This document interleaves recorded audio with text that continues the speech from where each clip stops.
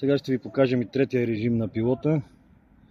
Лодката, ходене до две точки. Първа точка разтоварва ляв контейнер, втора дясен и прибиране на лодката. За целта избираме първо на коя точка, примерно на втора точка. Значи даваме джойстика долу за автопилот, избираме втора точка и отбелязваме кой контейнер, избираме следващата точка и отбелязваме друг контейнер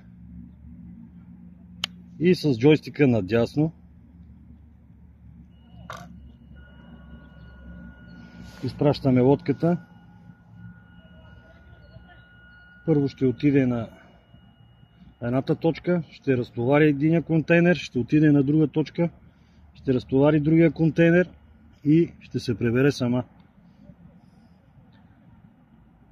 Трудно се разпъва с лодката по две въдици, но за подхранка е идеална тази опция. За подхранвате точките. Има колеги, специалисти, разпъвате по две въдици, но аз не го препоръчвам. В момента разтоварва на едната точка. Сега се отправя към другата.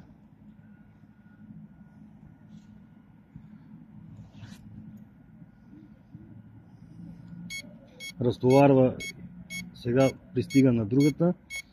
Разтоварва и на другата. И се обръща и се прибира сама на нулевата точка.